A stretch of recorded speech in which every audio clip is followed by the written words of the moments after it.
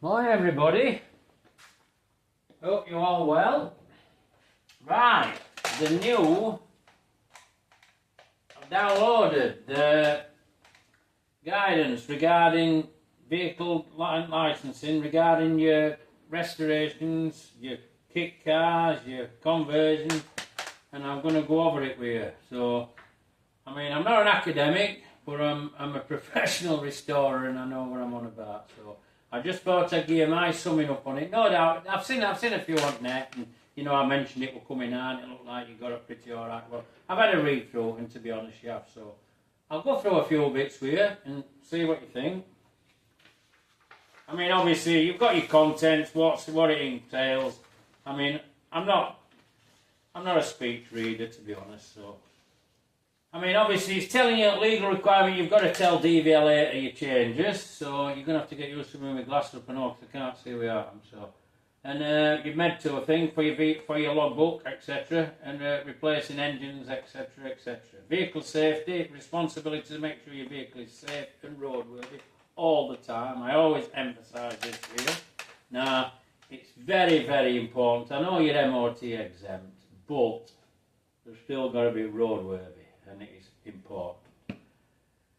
Vehicles with personal registration numbers. Not all registration numbers are transferable. Check on your on your logbook. It's just explain that. These are just what DVLA is telling you. This is the new thing. So no it's changed in any of them.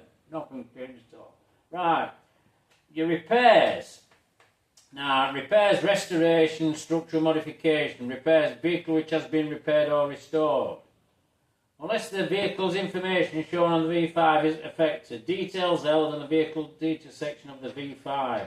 There is no requirement to notify DVLA when a vehicle has been repaired or restored to return it to its original working standard. So you've got a bog standard car, you've not got a problem. So they've also repairs and restoration, which include replacement of worn out components or body panels on a like-for-like basis and the same standard as the originals.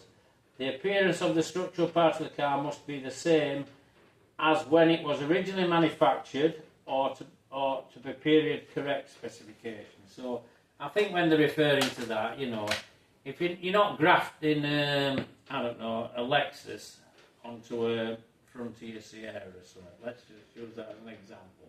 A bit extreme, but I think that's what they're referring to. Or you're not putting front end of a Capri onto the back end of an Escort. There is one exception to the above, like-for-like replacement of chassis, monocoque, body shell or frame for motorcycles. This would be to notifiable repair. See the section on replacing vehicles, chassis, monocoque, body shells or frames, which we'll come on to. While repair or restoration work will not affect the vehicle's restoration date, we recommend that present your vehicle for an MOT as its roadworthiness. Check of any work done, like I've just said to you. So it is important. These are even recommending it now. I know we haven't got an MOT thing if they're 40-year-old, but there may be some sneaking round corner later, but I don't think it's a bad thing even if there is. There are penalties for driving a vehicle in a dangerous condition. We also recommend that you contact your vehicle insurance to check that whether the changes have affected the motor cover. Right. So that's pretty straightforward. I'm sure you all do it. I'm sure there's some of you want to duck under the radar and do whatever tricks you want to do. Well, I don't see any need for it. Just do it right. It's not over difficult, and you're not hiding note. And surely you don't want to be driving something that is rubbish anyway. Repairs and restorations will include, but not limited to, the following: replacing your bolt floor, replacing footwells, replacing front and rear wheel arches, or adapting front or rear wings to allow for wider wheels.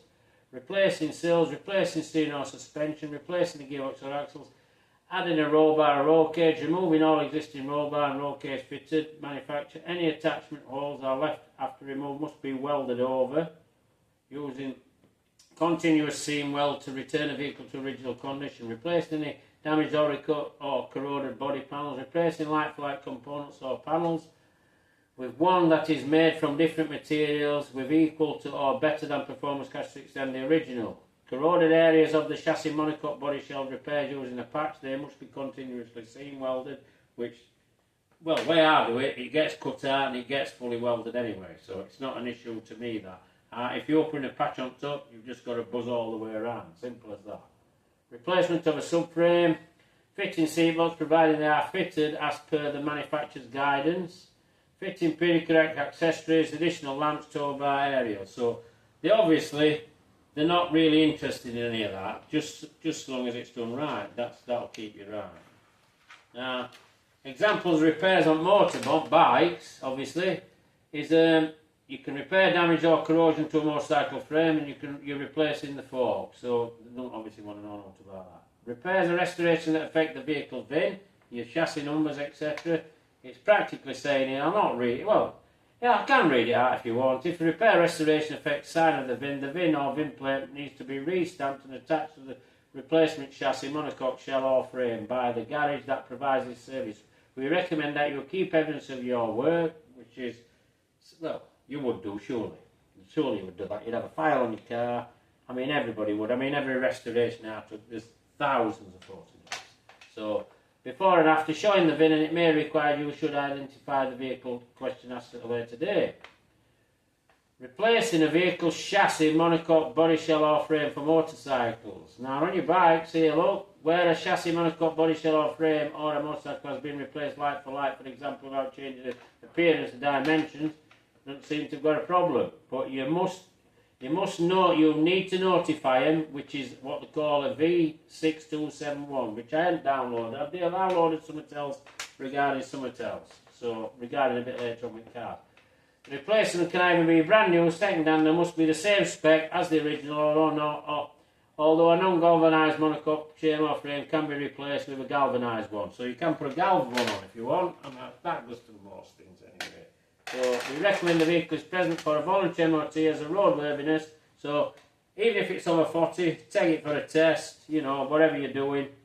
So at least they know. I should imagine you're going to have to send this suitable test over. I mean, I'll go through this thing and I'll keep posted. If you're using second-hand replacement, evidence of the identity of the donor vehicle must be revived. So keep its existing number, and obviously it's V5 or whatever, and so you can use it. I mean, I would imagine that could be a tricky area if it were a Cat D, but there might be some. I think there's something about that anyway. Where second-hand replacement parts used to repair or restore a vehicle, these may be sourced carefully with only minor components being able to be taken from a vehicle that is a Cat D. I knew there was something on it. More information is provided on scrap and written off vehicle insurance write-offs on government side, so you can find that there. Once your application is processed, we will provide authorisation of part and restamped on the VIN, the number of the vehicle. This must be restamped next to the same area as the existing stamping, so I don't see if you've got a problem there, and you're going to get a V5 red. So I would imagine you're going to get it on a correct number, not a problem. Right, structural modifications. Vehicles have been structurally modified from original spec. You must notify DVLA when a vehicle has undergone a structural modification.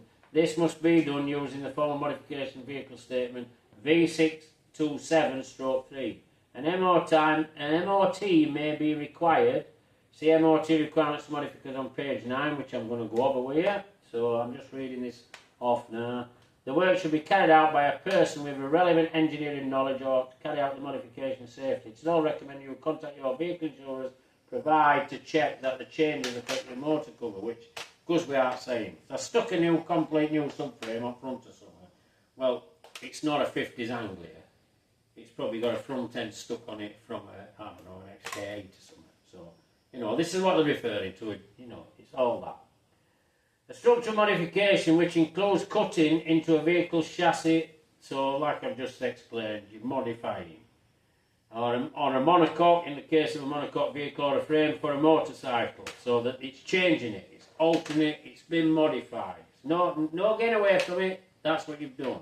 Alright, you welded a lug on to fasten the seat on, I don't think you've modified it, I don't think they're going to ask for that, because they wouldn't even probably know. So that's my opinion on that. I might be mild of mark. If you put a modification on for a seat, you might want to go down. It's important to note cutting into the above components or a repair without changing original spec, for example, replacing a section which is damaged or rusted, it's classed as a repair or a restoration. So if you're cutting a section out, putting back like for like, you've not got a problem. It's all there in black and white. So a lot of this scaring that everybody's been jumping, oh, they're going to take this up. Well, it looks like it's not happened. You know, this is pretty straightforward. If this is all you're up against with classics, it doesn't have to be this age. You know, there can be modern stuff, but you've got away. You've got away really. Well, I don't think you've got away. They're just nipping it up a bit. Which, to be honest, just everybody running around in something with oils in floor is never right anyway, and no brakes, and this, that, and other, and pictures you see in a car's ripped off. And, well, it's obvious what's done. Something's wrong. You know, so just make sure it's right. That's all this is saying. Chassis. The load-bearing framework of a motor vehicle that is constructed with a separate non-load-bearing body shell, typically taken from a ladder-like frame upon the body, powertrain and suspension are mounted. So that's referring to what a chassis is. Monocoque is obviously, it's integral, it's built to your body. A motorcycle frame, it's just giving you examples of what you're doing. But if you're messing with any of them and modifying them, you notify them. Right, example of structural modification of cars like goods. Under 3, a structural modification will include, but not limited to, the following: lengthening, shortening or widening your vehicle. So you're making a limo, you're widening it, you're doing something fancy, different shape, you know, you're making it 4-door to 2-door, I would say, that'll come into it. For example, change the vehicle spec appearance from a coupe to a roadster, exactly, that's what I'm saying. Or change the appearance of a car or a van and to reassemble a pickup. Cutting one or more roof pillars and strengthening or shortening them. Removing the roof, convertible. Removing an integrated roll cage, for example, coated roof pillars as part of the vehicle's original spec. Modifying the design of the load-bearing subframes and support members. Removing load-bearing subframes or support members. So that's all structural. Anything. That's covering a big area. Removing load-bearing subframes or support members. Now that is a big area. That's everything, really, because you're not going to get away. So if you've done that, no matter what you've done, tell them. Now this one is a really interesting one. Make any additional holes within 30 centimetres, which is 300 millimetres, which is a foot. A foot's 305. From any suspension, steering, brake or seatbelts mounting points, they want to know. So to be honest, if you've stuck an hole in it, and it's not going to have to be that far, making little holes without any suspension, steering, braking or seatbelt mounting point, you're not many holes you're going to drill in your car, which you're drilling in the middle of the bulkhead, you know. So that's about it. Motorcycles to tricycle modification goes without saying. Conversion to electric propulsion. Right, well we all know that's going to happen. Well, it goes on to that in a bit. Well, it's going to happen, and obviously they made the right decision on that for me anyway. So let's go back to this now. What you've got here, this is a modified vehicle statement. This is a V627/3. Obviously all your application, your reg, blah blah blah on there you've been, and it's getting it all here. So there's a tick box. Now, don't get panicky, and there's a description box, and if you need what is it, you can continue on a separate sheet if you need to, but this is really useful, because what this will do, whenever you send out an invitation, you usually get a letter back, you usually get this, well, a lot of this is going to stop that, so you're going to get your V5 faster. So don't get panicky, don't start jumping up and down, don't start saying, oh, they're taking this, because they're not, they're just obviously tightening the paperwork up, which, I mean, come on, well, you know what it's like, you can't vote now, so they're just catching up a bit, that's all they're doing. They're saying they've got a few areas and they want to catch up, so that's what this is. And I've been there, I've sent stuff in with changes, engine change, whatever, or a bit of a structural change, I've done it, been there, wore t-shirt, made 4 doors, 2 doors, and then they're right back to you. Well, this should eliminate that. They should get enough information, plus they already know what they're referring to. So they'll send you up right. Plus, if you read through away what they're asking, you've probably covered your back anyway. So that'll save a hell of a lot of rubbish. So let's get back onto it. Motorbikes, obviously, structural modification is not limited to any length of shortening. Right. So must not be limited to any lengthening, shortening or widening of the vehicle frame in its appearance. So you modify the frame, make a chopper, do whatever, stretch the thing, shorten the thing, cafe race, you've altered back rail, you're telling them, end of.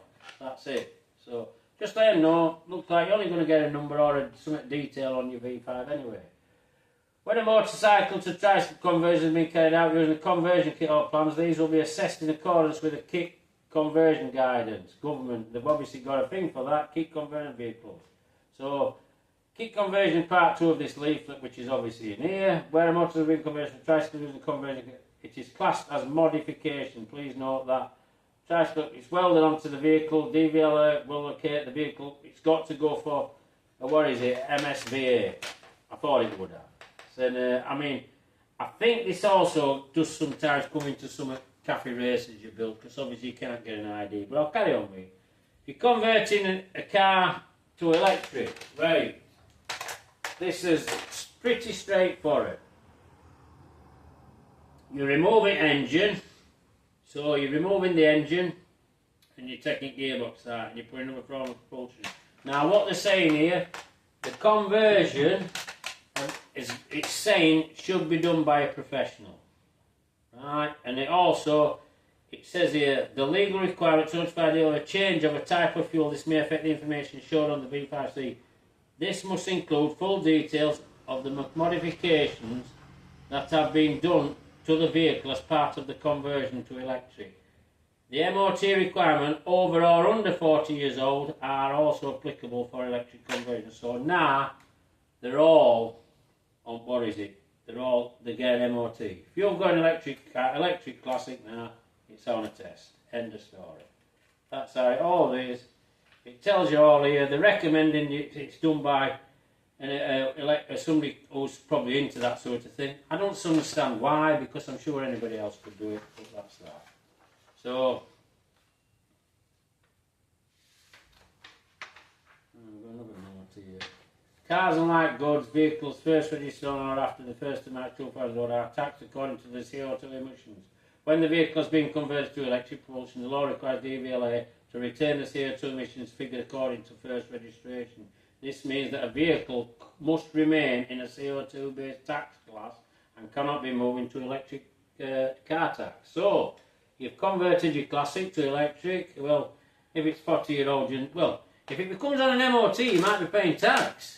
It's all that simple as. So, but it's saying that it can't be converted to an electric class. Right, vehicles over 40-year-old. To submit a modification of a vehicle over 40-year-old, you'll need to provide an MOT. Right, so if you modify it, you've got to provide an MOT, even if it's over 40 years old. Please note the requirement to present an MOT with your notification. It's applicable to all modifications, including motorcycles, tricycles and electric conversions. So even if you're over 40-year-old and you modified it, it was a test. So how you go about that, if you're fighting for an ID, I don't know, because I don't know if they've got an exception. They might be bringing an exemption in the test, because a lot you need VIN. So if it's somewhere existing on a VIN, you've got a chance. So vehicles under 40-year-old, it's got to be a voluntary MOT and roadworthiness check after modification. So they practically want the same, even if it's, what is it? Or alternative, a caravan can be presented for a voluntary individual vehicle approval, IVA, as a safety check of the modification. So it's all on DoveGot. It's historic vehicles, MOT exemption criteria, historic vehicles, MOT exemption criteria. Motorcycle and tricycle, we advise you have an MOT, check it for a voluntary MOT if you've modified it. So if all vehicles is over 3 years old, an MOT will still be affected by this type of conversion. You must legally require to obtain them in the correct class. So if it's dual test, it needs one. DVLA, like ID. Now this one, it's telling you, what it's actually saying to you is the Q plate still exists. Now, where there's a question of adding to the vehicle, DVLA may require it to be inspected, which is, what is it, MSVA, IVA, all lots of them. So, if you're considering buying a vehicle without a VIN or a registration number, you could be up against this. So, get ready, because it happens. Subject, it's obviously checked, obviously, the they're not going to tell you out up which that's stolen. And but you can lose out on this one, because if you get something that is stolen, they'll have it back off you and you've lost your money. So think about it. If you're building something, I don't think you'd be that stupid. I think you'd be down a safe road anyway. But the quick queue is a registration issue when the age of identity of vehicle is not known. The display of a queue registration number is visible to prospective purchaser. The age or identity of the vehicle is in doubt. The vehicle must have an IVA before a queue registration can be used. The level and type approval of the test requires it will depend on the vehicle, and the vehicle cannot be tested or unable to pass a test. DVLA will not register it until that's all been done. So that's back to, what is it, vehicleapproval.gov. It's all there. Vehicle identity. To determine the identity of a vehicle could occur, but not limited to, when a vehicle is present for registration without its original document, where the club is unable to accurately date a vehicle, which I wouldn't have thought you get that problem, because I can usually track these down. But there's more stuff I can track down. Just going down to wiper motors and numbers on that, you can find that when they're manufactured and stuff. It can be all starter motor, it can be glass, it can be all sorts. A vehicle not displaying a VIN or chassis number has been modified to an extent it cannot be identified. So that's pretty straightforward. It probably don't even resemble all, it's probably massively modified. The VIN or chassis number has been lost and valid evidence to confirm it cannot be provided. I think with that one, just keep fighting them if it's, because you'll get it. You know, you might pill and post a bit, but with some of these new things, it could be a bit easier.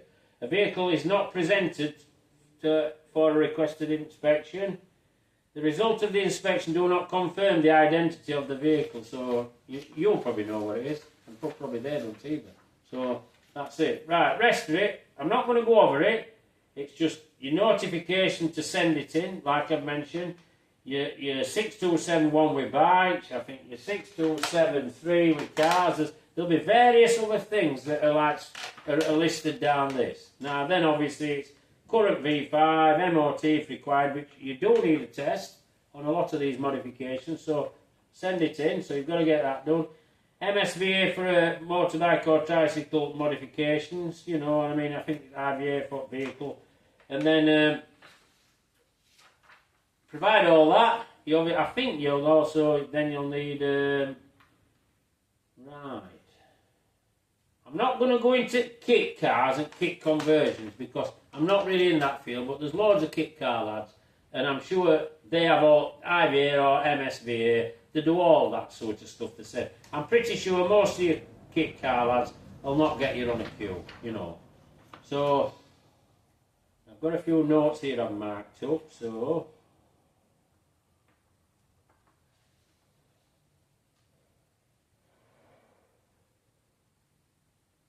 Right, that is regarding kit conversion. So, if you use a vehicle, we keep the registration of the original vehicle if the original unaltered chassis or monocoque body shell has been used along with two major components from the original vehicle. So, unless you're going something that you stick it engine boxing, diffs,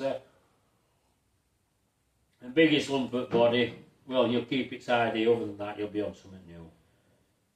Right, a reconstructed classic category is intended to support the restoration of unregistered classic vehicles. This is interesting. Reconstructed vehicles must be composed of genuine period components that are over 25 years old and the same specification.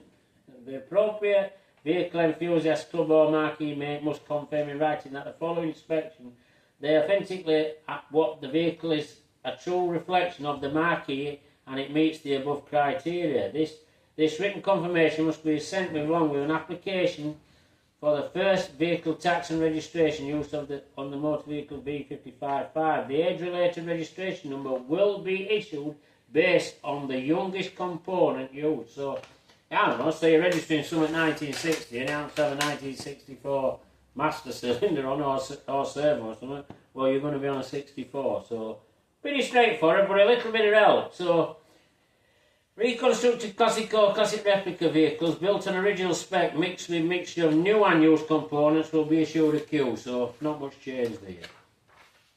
Like I said, application, pretty straightforward, testing everything. Right, passport, marriage certificate, birth certificate, just for you confirm your name and address, and that's it. And then what happens next, it just practically tells you it'll get sorted, sent back to you, and you'll be sorted. So it's not the end of the world, and to me it's common sense. Very much common sense. And I know some people probably think different than I think, but I weld everything correctly. You can't even tell if I've been in the car to repair it. So I'm alright, you know, but it's for your people doing something or thinking of going to get something. Download it, have a look through it. It's all straightforward. Keep a file. You've got all these additional forms now, which I'll say are going to make your life a lot easier. I've had plenty of loggerheads with DVLA, and it can be a minefield. But I don't think you've got a problem, and to be honest, I think it's going to help the classic market. I really, honestly do. So, give a like if you like this video. Subscribe to my channel. I'll keep you up to date on most things regarding classics. I know I'm a bit on older end, but some of you must be still interested, and probably a few young ones must be. And pass a comment. And if any of you stating me any of this stuff, I've told you before, get in touch with me. Just drop me a comment. I'll help you out. Because don't back up against wall and run off. Because if more people had put call for evidence in, this could have even been a bit more simpler. But not many did, I didn't think, to the amount of cars that are out on the road, the amount of people who are involved in it. So, take care, everybody. Thanks for watching. I know it's gone on a bit. I know you probably had to have a popcorn out and all that, but it's interesting read, and I might still skip to it a bit fast for you, but it's not end of the world. It's pretty straightforward. I don't care what anybody else says, and it's not going to do much harm. So take care and bye for now.